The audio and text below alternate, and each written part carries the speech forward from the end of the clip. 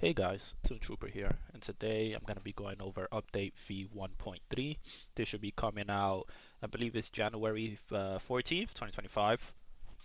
So this is the next big patch for Predecessor, and this contains the new hero, things like account linking, I think draft improvements. I think if anyone saw their last video, their overview, or they were basically talking about how I think we're gonna get ranked 24/7, at least a test trial for it, which I think is pretty cool. So I'm gonna be going over all of those things and more. If I do sound a bit weird, it's because I am a bit under the weather. I've been sick for the last few days, so my apologies for that. But let's continue. So first thing we're gonna go over is Mourns, which is the new hero. His main role is supposed to be tank, but you can actually they say you can also play him as the jungler, which I think is actually pretty cool. I am a jungle main, so I definitely want to try him in the jungle. So we can see his stats. Not really too important. I think the one that actually caught my eye was a bit later on down here, yeah, where it says his bonus physical power is 90%. I thought that was actually pretty high. I wouldn't be surprised. You know, when you see 90%, that's usually around assassin or even like carry bonus physical power. So I wouldn't be surprised if people just, to troll, will do like a crit build with him or something. But because as of the moment there is no overview video on Morn, I'm actually gonna play all these videos so you can see what his abilities look like.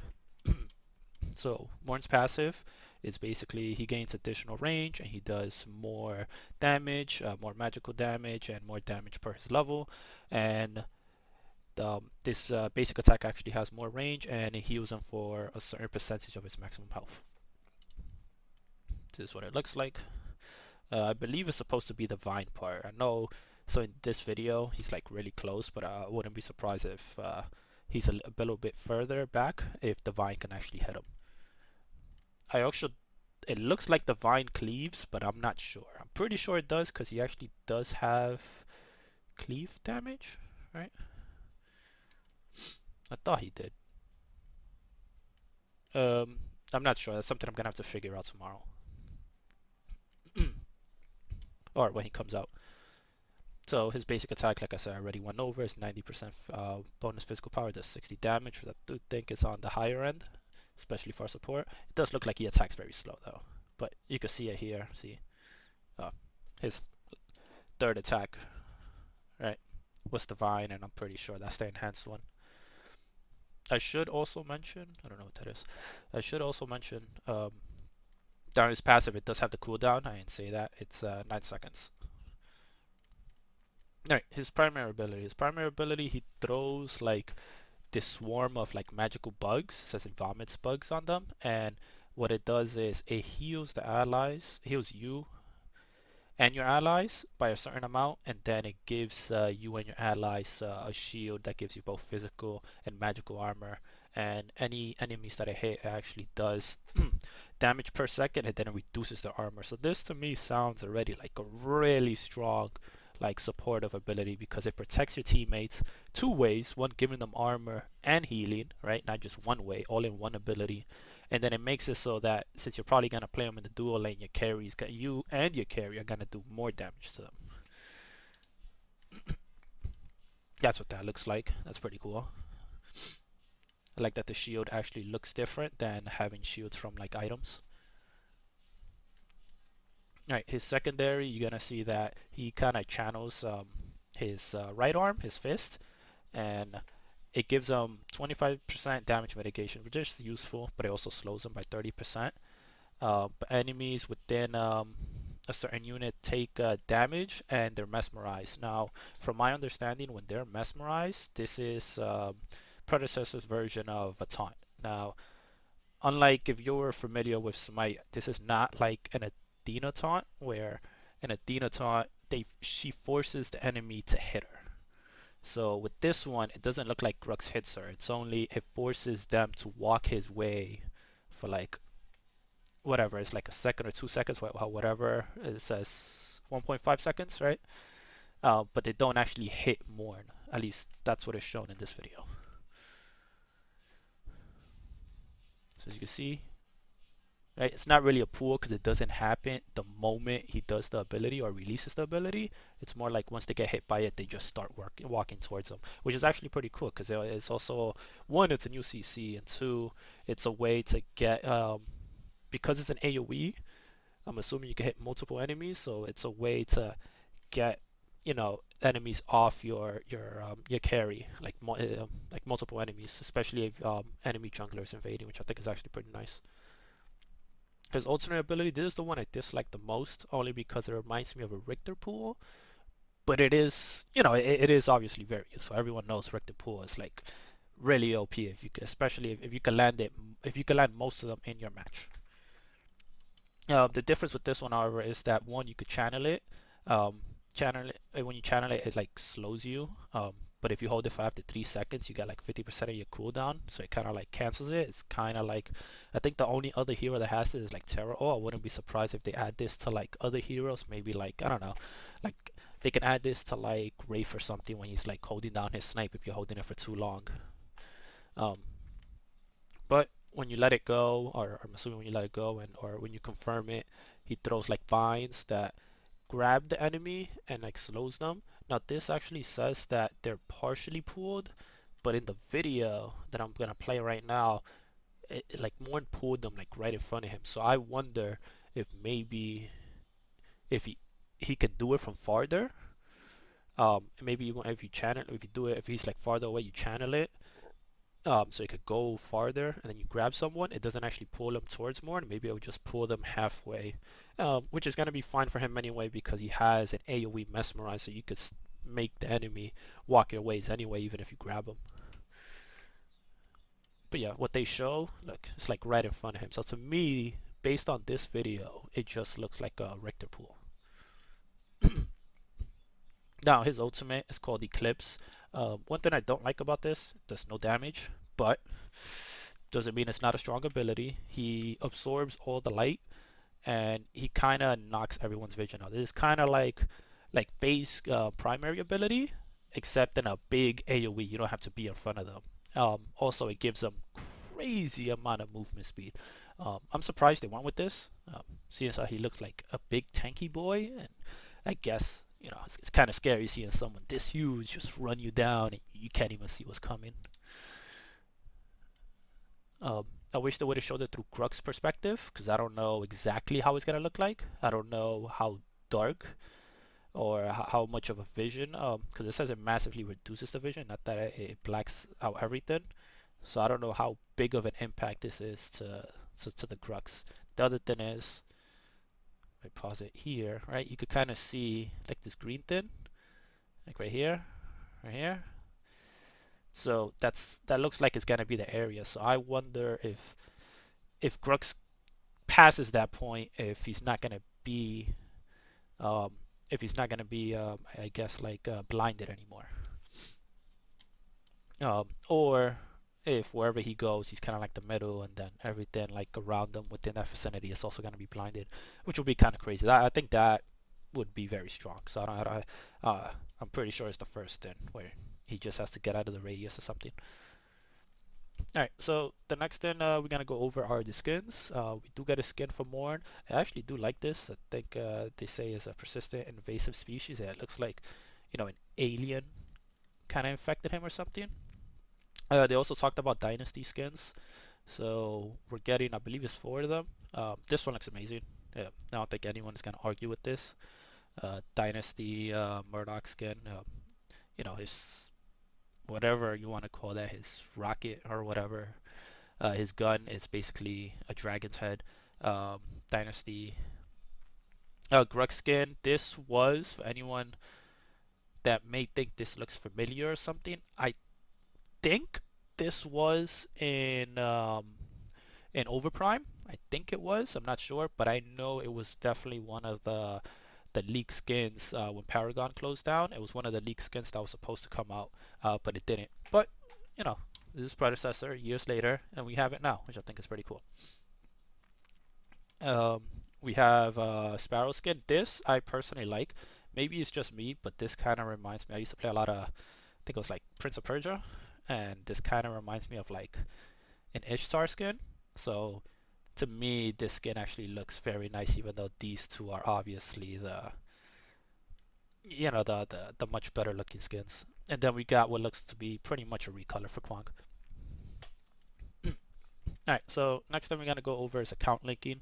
Now this is pretty nice. I'm pretty sure I know everyone is knows what account linking is. You know, you can merge two accounts, like if you got a Steam account, if you got a PlayStation account, if you got an Xbox account. I would like to note, because I remember seeing something on Reddit a few days ago where whichever account you pick, it actually overwrites the other one. So in other words, if you have, let's say you have a PlayStation account, you have a Steam account, and your Steam account has like 5 skins and X amount of platinum, like I don't know, 1,000 platinum, and then your Steam account has like 50 skins and like 0 platinum or whatever. It doesn't combine the two. That they're not. I think they mentioned that they're not really capable of doing that at the moment. Whichever one you make the master account is the one that's gonna overwrite the other one. So in this example, if you take the if you make the PlayStation one your mandatory account, you won't have all those skins that you had in Steam. You just have the 5 skins, whatever skins you had on the PlayStation account, and the platinum you had as well. So that's a huge disclaimer before anyone starts account linking. So you should be aware they did mention that, but um, I don't want people going through this issue because I don't want them to lose skins, especially if you spent money on a game. That's it's it really doesn't feel good. And they talk about level up rewards, how in 1.2 after reaching like level 20 you were supposed to get rewards and you didn't. Sorry, they were gonna give you rewards. This has been and they're just not able to. They weren't able to give you. This was corrected in this patch. And then after logging in, you will receive the reward. Draft improvements. This one, something that a lot of people have been asking for as well, which goes hand in hand with the next one, which is going to be the 24/7 ranked. It's basically role swapping and hero swapping. Role swapping, hero swapping, and position swapping. So they do outline it here where it's like role swapping is available for the entire duration of the draft. So you get to swap with someone off lane, jungle, mid lane, obviously if they want to. Hero swapping, they do mention here, only available once both players pick their hero. So you pick your roles first and then you pick your heroes. So after you got your roles and then you pick your hero, you could switch, which means you and whoever you're gonna switch with, you should communicate beforehand. And then position swapping is only available if you haven't selected your hero. So I mentioned this before, ranked 24/7. I believe they said once this patch goes live, it will be available for, I think it was 2 weeks, right? Starting with the release of 1.3, rank will be open around the clock 24/7 and in EU servers for 14 days. So I'm surprised they picked 14 days and not 21 days. Sorry. Which has me believe that maybe 1.3.1 or whatever is probably going to release in 2 weeks instead of 3 weeks. That's what I'm thinking. Obviously, I don't know that for sure, because why not make it 21 days? Like, let it go until the next, have it available until the next patch comes out, because we know the next patch is going to be one of the smaller patches. But yeah, hopefully everyone enjoys this. Hopefully more people come, especially because you get to have ranked mode 24/7. The only other change I wish they would have done to ranked is if they would have made it so you could queue up with 3 people. I know people want like 4-man queue up and 5-man queue up. 5-man queue up, I get it, but it's like, if there isn't that many people, it's gonna be really frustrating with matchmaking, and people already find matchmaking pretty frustrating. I don't, not that much really, but it's gonna be really annoying if you're a 5-stack and you can't find other 5-stacks, which means it's gonna take longer for you to find a match, or you're only gonna find people that's like, 2 or 3 or 4-stack or whatever, and then you're not gonna find that enjoyable. And as far as 4-stack, right? If you're 4-stack, that means because it's a 5v5, that one other person is gonna be by themselves, and they can either like communicate with the other group members, or they'll probably have like a bad time because they feel like they have no one else to communicate, at least not easily, not through the mic or anything. So that can be a bad experience. And no Smite 2, did something where it's like I think they allow queue ups of like 2, 3, and 5, but they don't allow 4 because they don't want that one individual to be by themselves. So that way, 2, 3, and 5. So that way, even if you fight against like a 5-man, hopefully you find someone that's either a 3-man team or a 2-man team, and I think that would be fine. So I hope this is one change. If anyone on Meta is listening, I think you can definitely put so that you can have a 3-man team up, and I think that would be fine. I think that that would also go a long way for the game.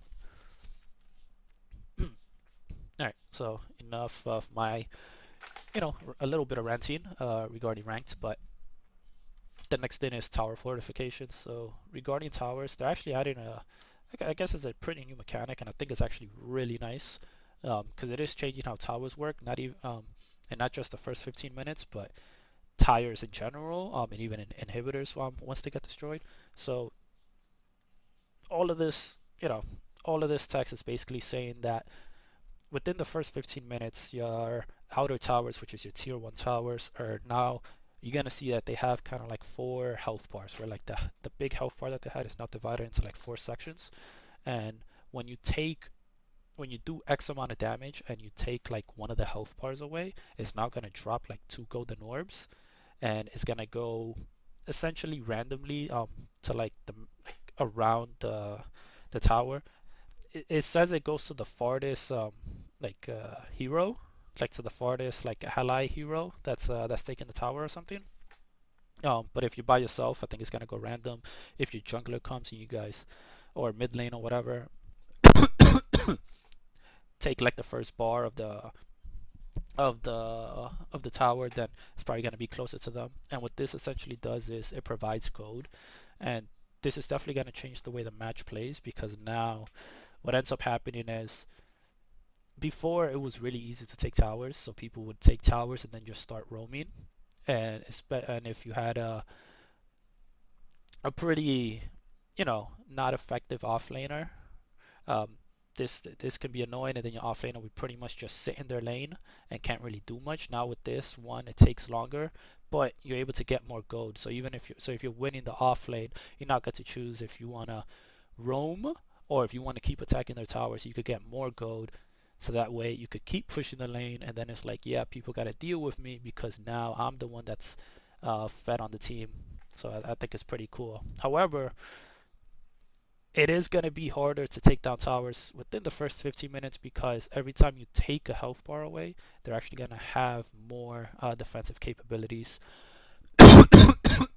Oh man. So it's going to have more defensive, it's going to have bonus armor, I think, based on how many segments are left and how many heroes are attacking it. So if I scroll down a bit, you're gonna see here barrier bonus armors based on the number of heroes that are nearby. And then the fortified towers have generically increased armor based on the amount of plated segments remaining. So it starts with 4, like I said, because the farther is divided in 4 sections. So that when you take one, it's gonna go to 35, 50, and then 65. So this lasts about 15 minutes. This is kind of like Predecessor's version of like dealing with, I guess it's kind of weird. I don't want to say snowballing, but making it so people definitely pay attention to their lane instead of just constantly, roaming around and not doing objectives, and I guess focusing more on kills. This definitely makes it so it's like if you focus on objectives, you can definitely rise higher than some of the enemy players, and then hopefully surpass them and like push your lane. And then maybe later on, once you got to start doing team objectives like Fangtooth and or Prime and stuff, you're definitely gonna be stronger than some of the other people. The other thing that I do want to mention is right here where it says all towers. So it says additionally, all towers and inhibitors no longer grant local gold to nearby killers upon death. This is big because they're completely just removing this and changing how what happens to towers and inhibs when they fall. Instead, what's going to happen is that tower local gold is now going to be dropped as 2 gold pickups for all towers on destruction or final plate kill. So I guess it's going to be similar to like when you take a plate where you have like 2 gold coins, but the only thing is that the first tower has the life divided into 4 sections, whereas the second tower and the inhibitor, they don't have it divided into 4 different sections. It's just the first tower. But when you destroy them, they're all gonna drop these 2 um, gold thins, which means only those people that pick it up are gonna be able to get the gold, and not pretty much the whole team. So this definitely benefits the person that's actually going for the objective and actually pushing the lane and is doing more or less what they're supposed to. All right. Sorry about that. All right, so let's go on to the next section, which is new items. Um, I think they say 14 brand new items. I could have swore it was 15. Um, I think they mentioned 15 or something, or 18. I know they mention it down below that not all the items came, but we'll go over most of these items. So a new stat that they're introducing is ultimate haste, and you're gonna see that I think like on 2 or 3 of these items, ultimate haste is basically that there's gonna be an item that their other passive is gonna be ultimate haste, and this only gives ability haste to the ultimate and not everything else, which I think is self-explanatory. So they give an example here.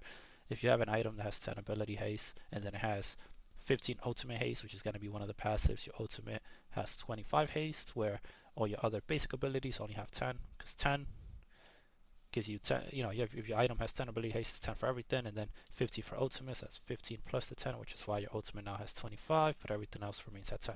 Self-explanatory. Alright, one of the new items is Divine Potion. This is pretty much an upgradable version of the potion that you have, and it's pretty much gonna give you both. It's gonna give you. Does it give? It gives you mana only? I could have swore it gives you health. Permanently upgrade refillable potion to now restore additional health and then mana. So it's like, you get more health, you get more mana. It's the closest thing we get to a mana potion. I still think they should release a mana potion, just so people have the option, but I think, a health potion is obviously like a lot better to have at level 1, but it is what it is. Lucky Feather is one of the items that they showed in one of their previous videos, where I'm just going to read the passive. Deal 5% increased damage to minions and monsters. Upon killing the enemy unit, you gain additional gold. You get 7 additional gold, and then Camp Leaders gives you 17 additional gold. I wonder if So when they talked about this item, they were basically saying how this is gonna be good for people that like playing different characters, specifically like fighters that have really good CC and like the support role. So people like Grux and people like Aurora, where it's like if you can, position yourself right and maneuver right, you could get this additional gold, get ahead. Your duo could get ahead of them, and then you have these strong CCs that do really nice damage, and you're able to beat the dual lane.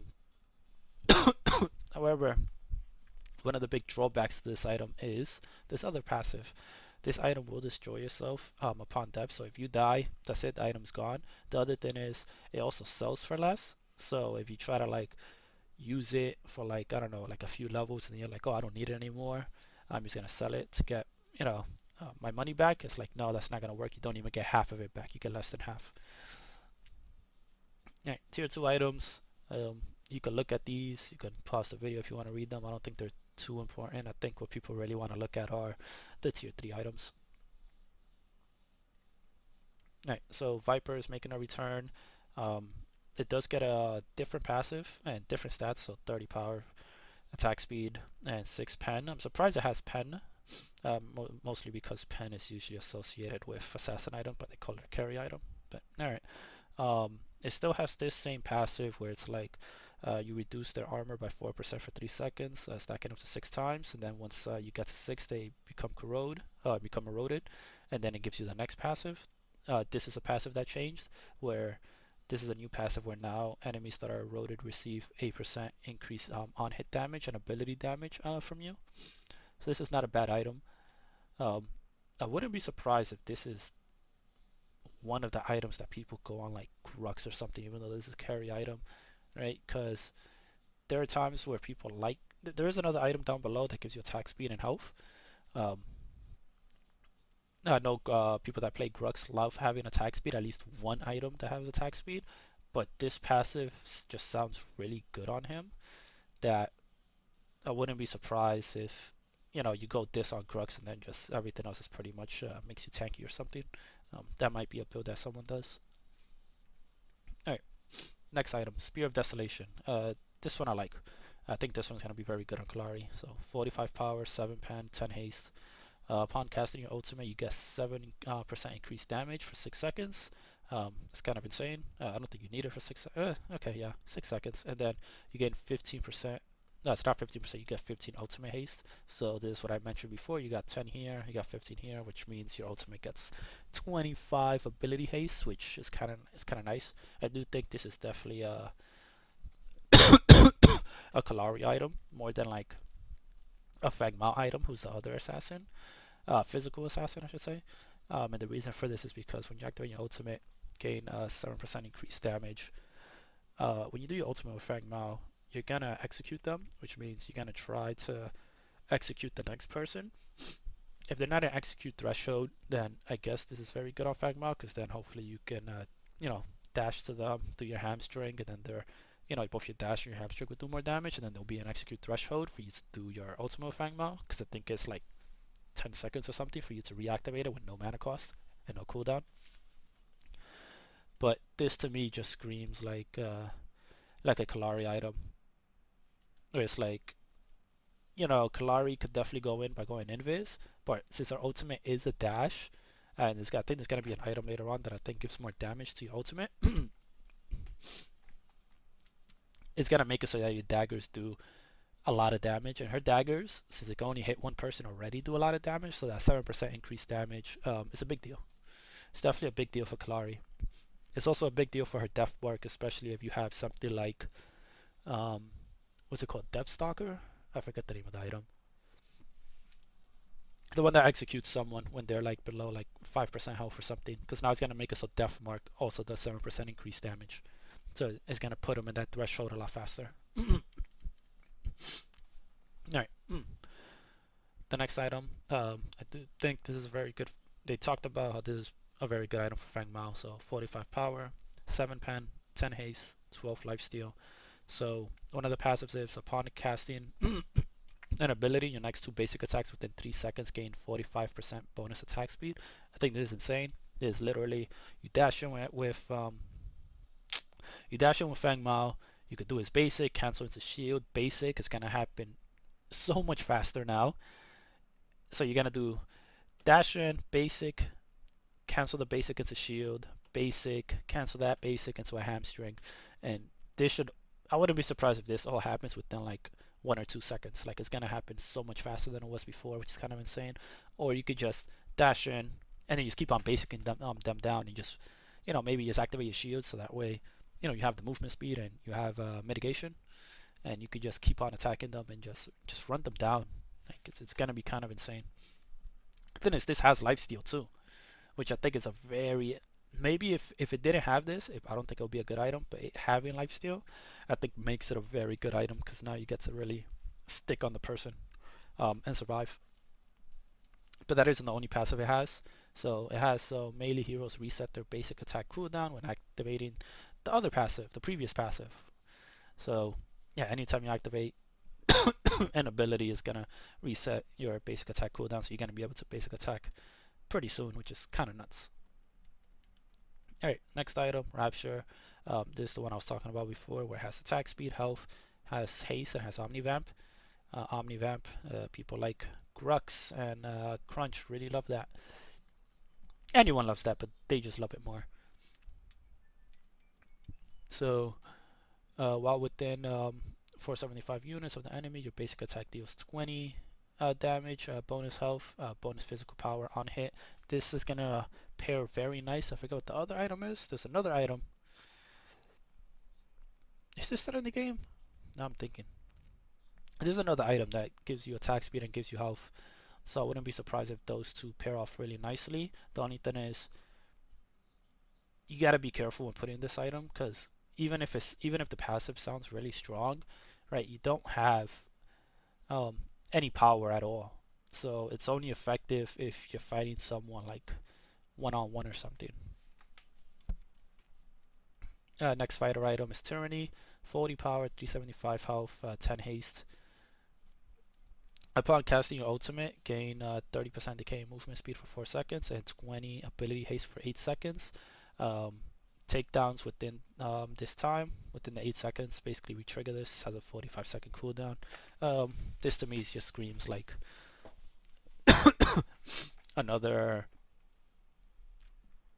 crunch item, crux item. This might even be decent with Saris, right? So that once you cage someone, right, your spear of near, because you never throw it, you always poke some people with it. So it reduces the cooldown by half. So just getting 20 haste for those 8 seconds when you ult, it's like, depending on how much ability haste you have, you might get it back like every like 2 seconds or something, which is kind of insane. So you just, it's gonna make it a lot faster for you to kill someone within the Coliseum.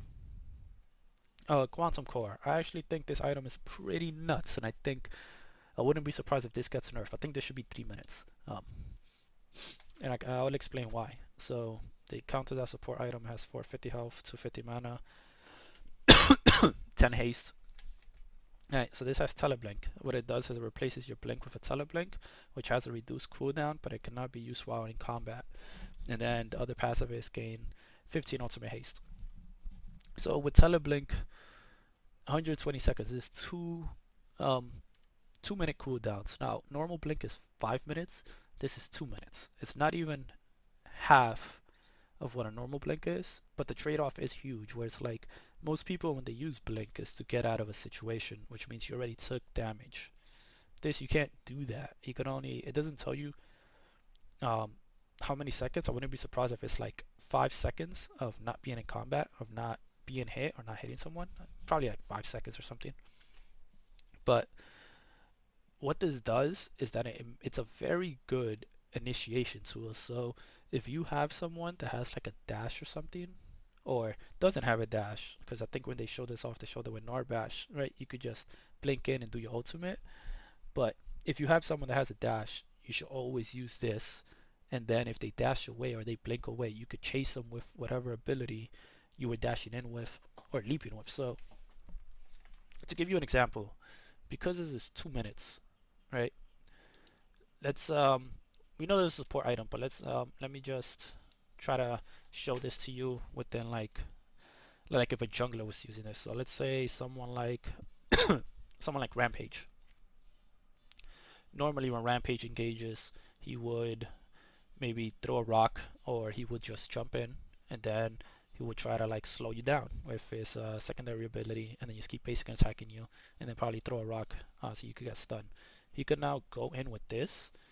Doesn't matter if you're playing like Twin Blast and you roll away, or Kira and you dash away, or Drongo and you use your ultimate, right? Because you went in with your blink, you're gonna be able to jump in after them and then keep on applying pressure, which is either gonna force their blink or something, or if they blinked, you could just jump in. And because their blink is on a 5-second cooldown and this is on a 2-second cooldown, you're gonna get yours faster. So it's gonna make it much easier for you to come back to that same lane and do the same thing again, and pretty much just blink in and then keep harassing or sticking on to whoever you're attacking. And there's nothing they're going to be able to do about it, because they're not going to have their blink if they used it before. And if they have a dash, right, you still have your dash or your leap, whatever it is, and you could keep on sticking to that enemy player. So this is a support item. I do think it's very good on support, but I do think that I wouldn't be surprised if people find other ways to use it, like I just mentioned. Oh man. Alright. So next item is Catalytic Drive. This is actually my favorite item out of all the new items that came out.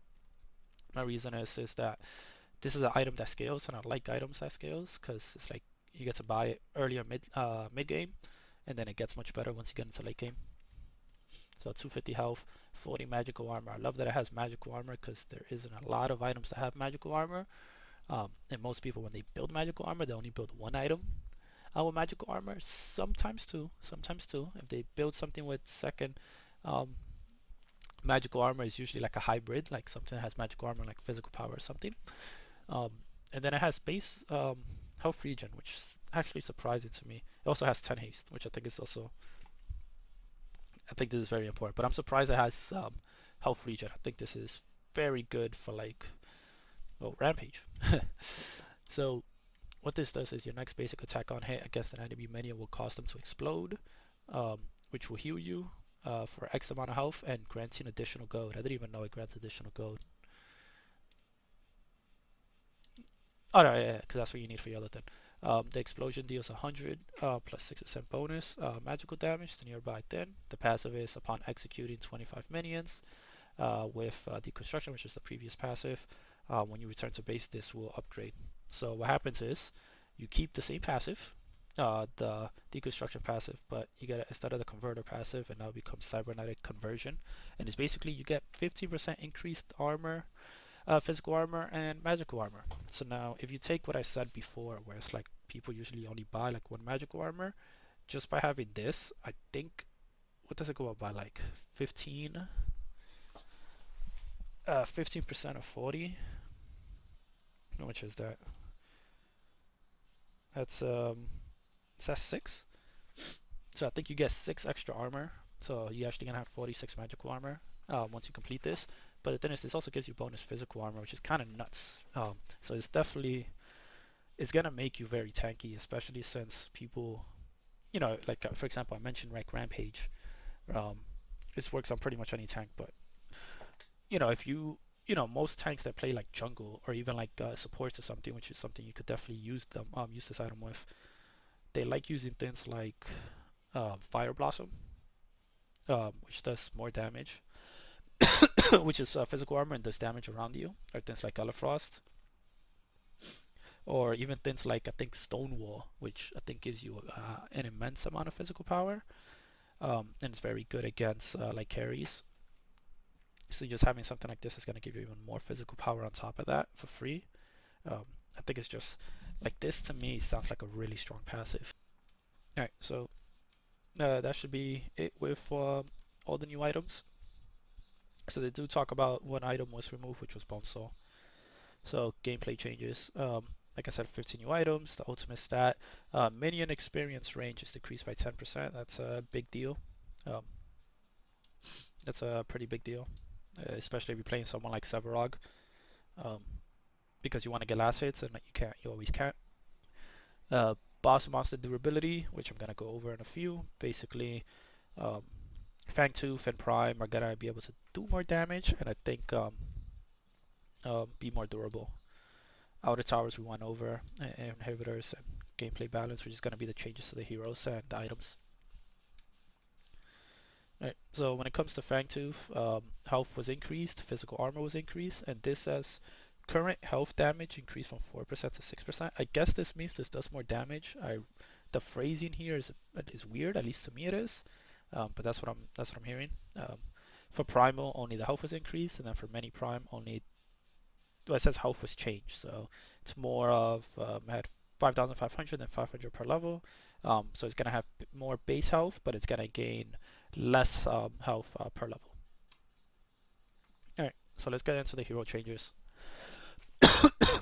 Oh man. Alright, first one is Argus. His alternate ability is gonna do less damage, but it's also gonna cost less cooldown, so he's gonna be able to hold this for longer. Fang Mao. He's getting a bit of a shift. I feel like this actually hurts his off lane, which is good because he could be really annoying in the off lane. So what they're doing is they're giving him a bit more attack speed, and they're making it so his hamstring does a little bit more damage and a little bit more slow. But the cooldown at level 1 is increased by 2 seconds. This is why I think it hurts him in the off lane, and rightfully so. I don't think he should be playing the off lane, or at least I don't think he should be stronger in the off lane than he is in the jungle when he's an assassin and jungle is his main role. Next we got Gideon. His primary ability, damage decreased, and the same thing for his alternate ability. Iggy, they felt like his turrets had too much health still, so they're actually decreasing the health scaling when it comes to his turrets. And next we got Kwang. So Kwang actually gets a lot of changes. I feel like this is a hero that I don't see much of, but I think people do sleep on him. I do think he's actually top. I would probably say he's top 3 in the off lane. But people still don't pick him, so or at least not that much, not that I see. So his physical power is actually going down. His passive, They're making it so he does a little bit less damage. They already decreased this like 3 times, and it's still a very good passive. But one of the big changes that they're now making is that the cooldown refund that I used to give you was 1 second. Um, Now it's only gonna give you half a second. However, you're gonna be able to trigger this off hitting minions and not only hitting the players. So this is a pretty nice quality of life buff.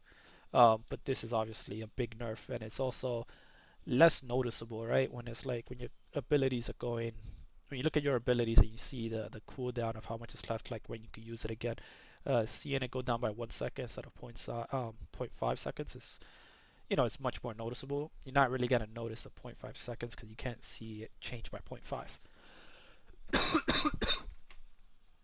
Yeah, his primary ability, he throws a sword.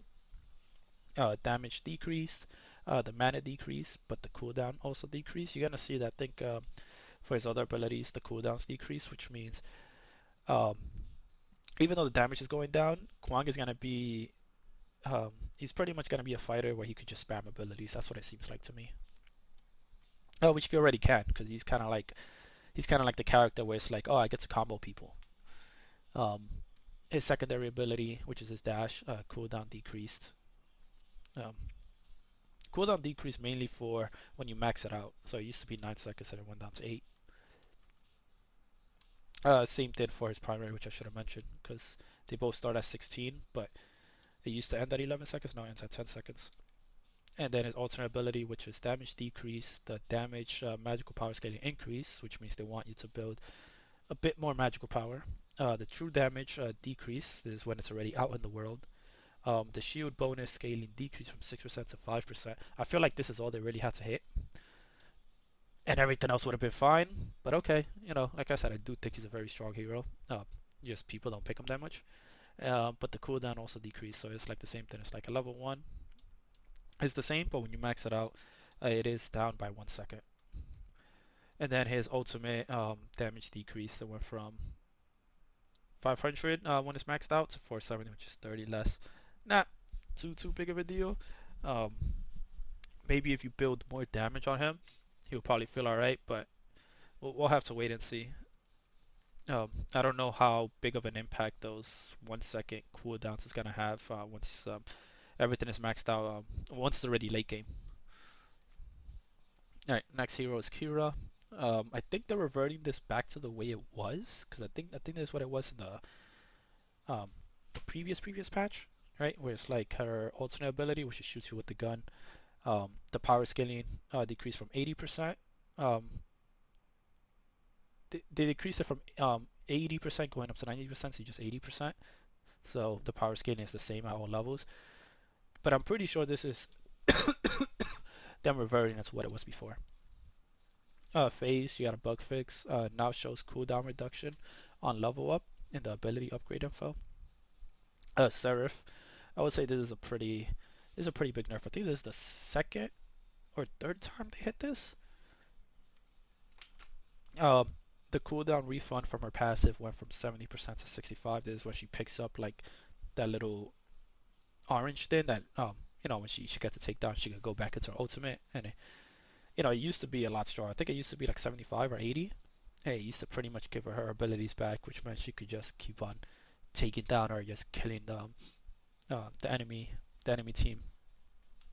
But it being at 65, I think it's still really high, still really good, especially since I think she builds. I think one of her first or second items is like Basilisk, which applies the Basilisk stacks like really quickly once you use your primary, because it hits them the 5 times, and that Basilisk also has ability haste.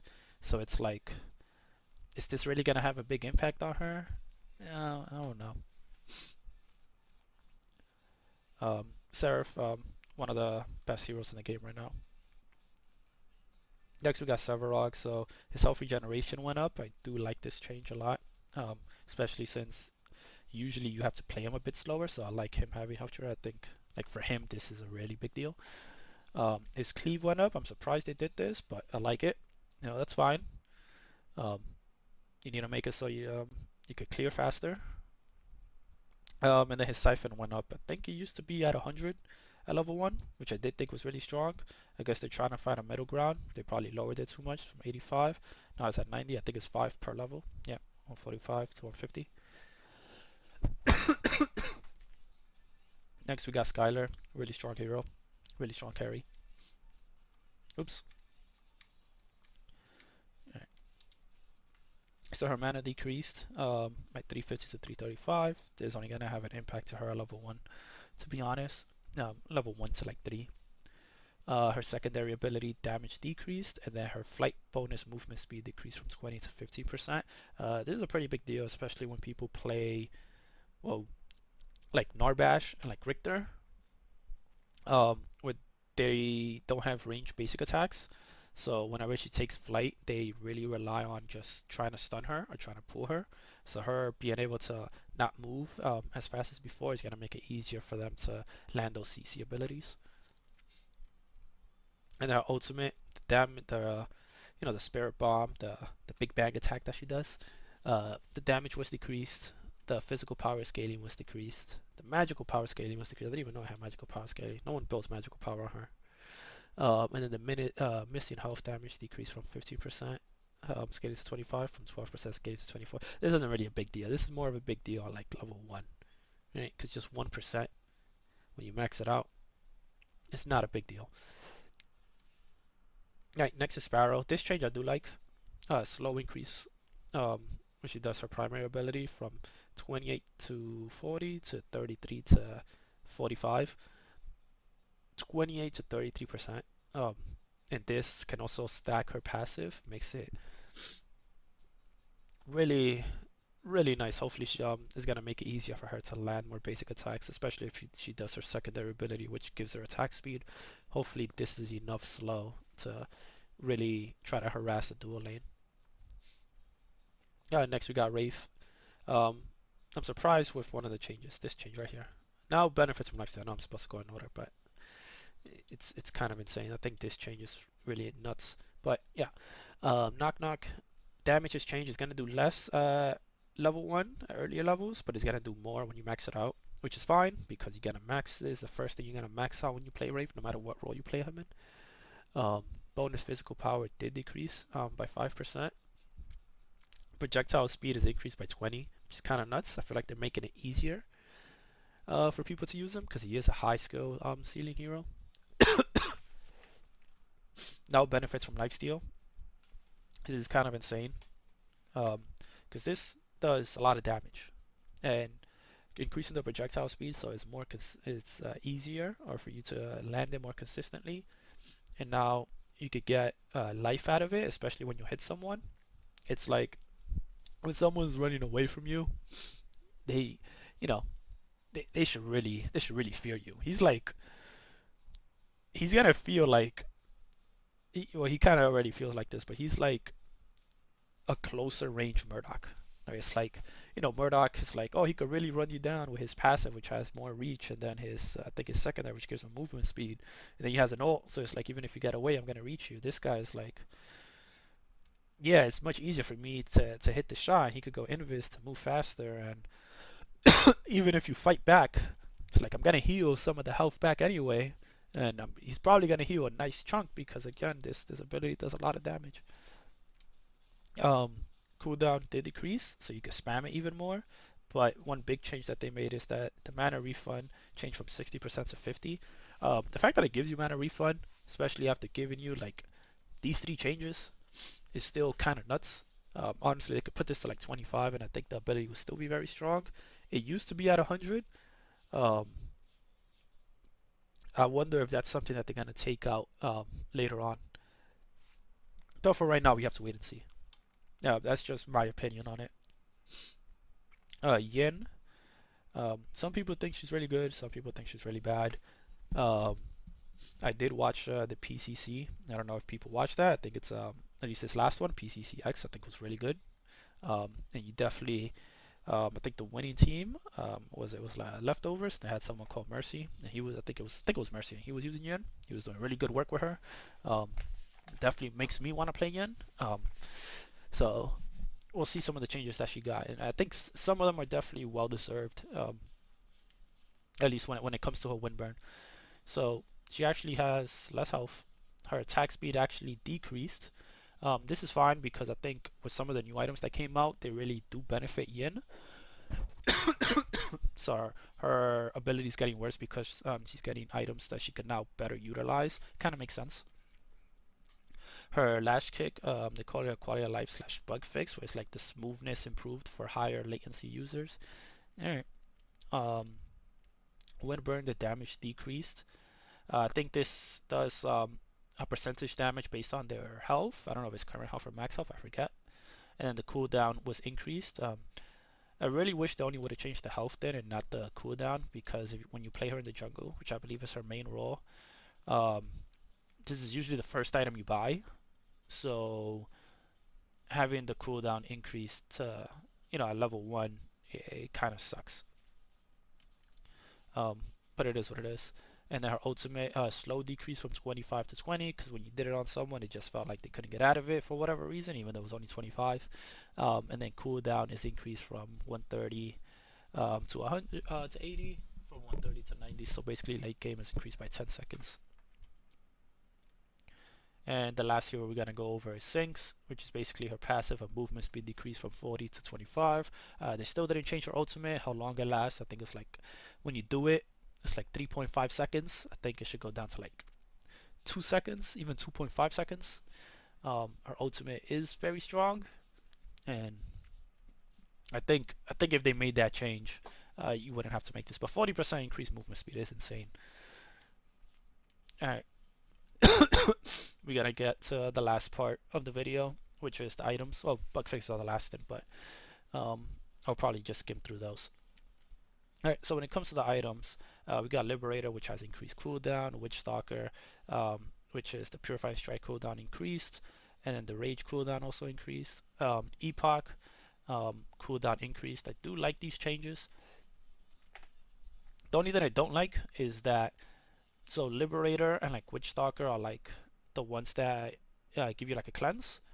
I don't see Brutal Axe here. I don't know if Brutal Axe is already 150 or 165. I hope it's not 135 or something, or else Brutalix, whatever how it's pronounced, is going to be a very strong item. And Epoch, just having stasis. It's just so easy to use and so good. It's like, there's almost no reason not to pick this crest. So giving it, more time for you to get it, maybe it'll incentivize people to using the other crests, because the other two crests really are unique and are pretty strong. Then we got Reclamation, which cooldown increased from 150 to 180, which is insane. Which is Reclamation? I forget. That's something I'm going to have to check out later on. Alright, we got tier 2 items.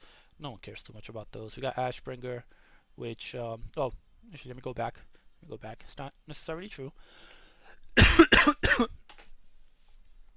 Polar Threads. This is a big deal one, especially because you're going to see it with some of the other items. Celerity out of movement combat decreased from 8% to 5%.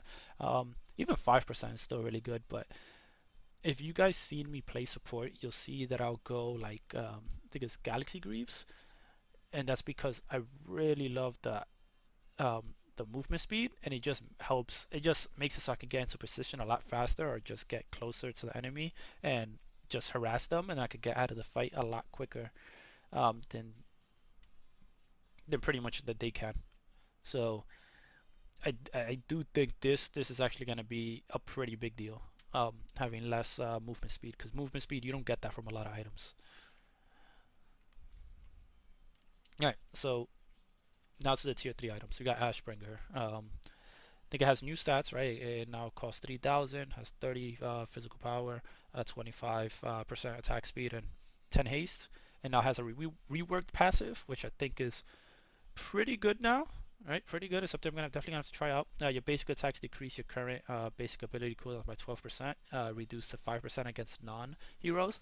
I think this is definitely an item that Twin Blast and Sparrow can finally now use, especially if they're going their on-hit route. And it doesn't have crit, so it doesn't force you to commit to crit builds, and I just think it's very nice. Next we got Demolisher, and I love what they did to this, because if you were a carry, whether you build crit or not, and you didn't build Demolisher, you were doing something wrong. This should almost always have been your third item, unless you were trying something. But this item was way too nuts. And this is what really destroyed tanks. So now I feel like tanks are definitely gonna be a lot better this going patch. But anyways, physical power increased from 35 to 40. Physical penetration decreased from 30 to 20. And it now has a new passive where instead of applying the difference of health, what it does is your basic attacks and your crit now ignore 30% of your target's bonus physical armor. Bonus is the key part. Next, it isn't just physical armor, so it's not giving you 50. It's giving you 20, and then if they have bonus physical armor, it's now gonna ignore an extra 30 on top of the bonus, so it scales a bit different. Depending on how much bonus, how much armor they're getting from items, or well, yeah, pretty much. So I think there's a nice change. I do think it's still very strong. 30% of bonus physical armor is nothing to sleep at. Um,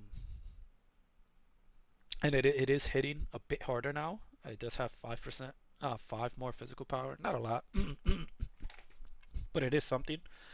But it doesn't sound like the overly broken item. The other thing is that, when you played like jungle or like assassins, it would always be like demolisher or an perforator, I think the item is called.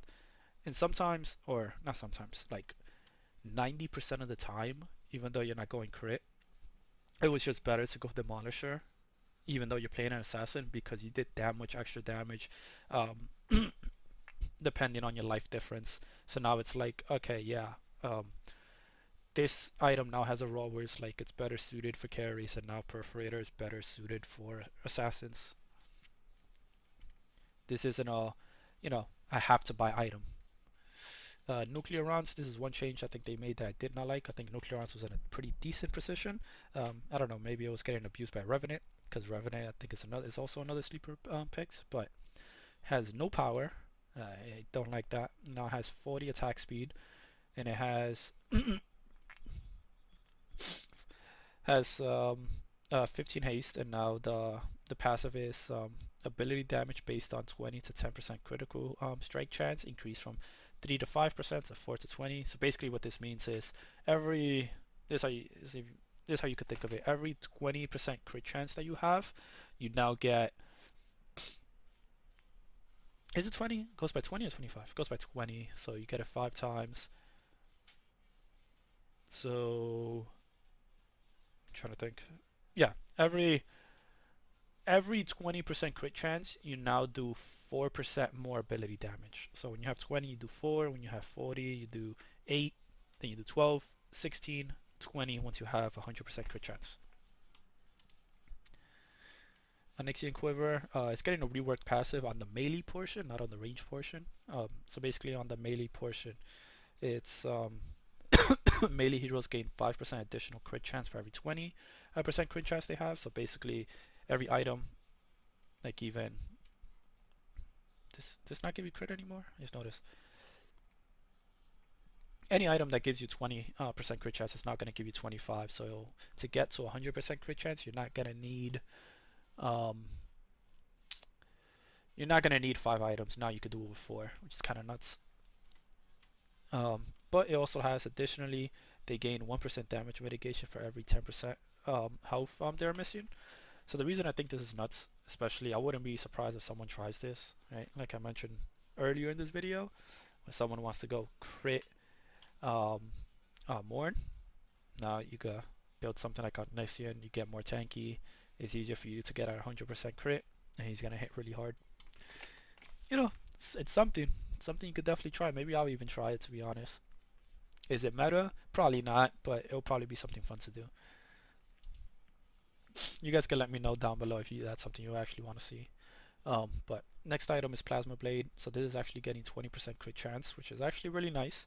And what they're doing is they're cutting its passive by half, which is per stack it got. Instead of 8%, you get 4%. I think what this did was, if I remember correctly, every time it got a stack, every time you basically get them, I think you get a stack, and that's depending on how much stacks you have, you get X amount of crit chance. I forget how much it got. I don't know if it goes up. I think it went up to 6 stacks. So now what they're doing is you get less per stack, but now it actually has crit chance on it. So it's like you don't have to fully rely on getting stacks to only have crit chance. Resolution gets a new build path. Spectra now costs less, attack speed went down, and gets different build paths. Solaris, which they are changing. This is actually pretty expensive item now, 3200, and it does deal less power and has less haste. But now they're actually changing how the passive works. So Solar Blade damage scaling changed from 100% crit strike chance to 50% bonus physical armor. This passive that it now does, that it now has, it can critically strike, and Solar Blade now heals you for 50% of damage, which is kind of insane. This is kind of like another way, maybe if you don't want to build Terminus or something, for carries to heal off carry item. Next we got Deathstalker, which is penetration went down, and then it's virulent strikes, physical penetration increased from 2 to 3, but the number of stacks you get is now went 5 to 4. So when you had it at max stacks before, you would get 10 extra physical penetration, but now when you get at max stacks, you will have 12, and you're going to be able to get a lot faster, so this will make this item a little bit better. Echelon Cloak, I think this item just needs a complete rework. No one buys this. There's no reason to. The activation for you to go camouflage is now went down from 2.5 seconds to 2. Omen, I think this item is really the thing is that it's a very niche item, so only like 2-3 heroes buy this item, and it's really good on them, which is Fangmao and Kalari. No one else uses it, but when they use it, it's really strong and really noticeable. So them buffing this just pretty much saying Kalari and Fangmao just got better. Alright, next item is Basilisk. So Basilisk is actually getting a change, which is definitely going to change how the item works. I don't know if a lot of people are going to buy it now, to be honest. It's basically making it so that instead of, I think it used to shred, or I think it used to slow the enemy. Now it's gonna make it so that you gain movement speed for 2 seconds when you damage eroded targets. Bone Soul, we mentioned this earlier, it's not in the game. Next we got Earthshaker, which is it stacks. Battleborn max stacks went from 15 to 12. Gaia, the Tremor movement speed. I think this is when you had 4 stacks. I forget how much movement speed it gave you. Was it like 80 or 60? I forget, but now it's being decreased by 20. Miss Metal Buckler. This one kind of surprised me. 80% base health regen. It's definitely nice that they added this, but I feel like this item already has so many different stats that I'm surprised they they added this to it. Tainted Blade. They decreased the power from 45 to 40 because they thought it was a really strong item. Most people don't know this, but this is one of the few, or if not the only, tainted item where it's like once you affect someone with your passive with this, all abilities towards them does more damage, where it doesn't matter if it's coming from you or it's coming from your ally, that target just takes more damage no matter where the damage is coming from. Whereas like other tainted, it's like Tainted Scepter or something, it's like you do more damage towards them. Not your allies, not if any, like if you carry or your support or your tank, whatever, starts hitting them. This makes it so that once you apply your Blight passive on them, everyone on your team does more damage to that target.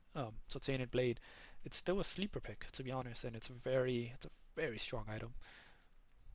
Megacosm, which is usually a first buy for most people. They kind of took notice of this, and they're saying it still does way too much damage. So, you know, this is usually the first buy, and then Tainted Scepter is usually the second buy for like every mage build. So they're getting nerfed with Megacosm. Power is going down from 70 to 65, and Tainted Scepter, it's passive. The power scaling is being increased from 1.5 seconds to 1.25 seconds.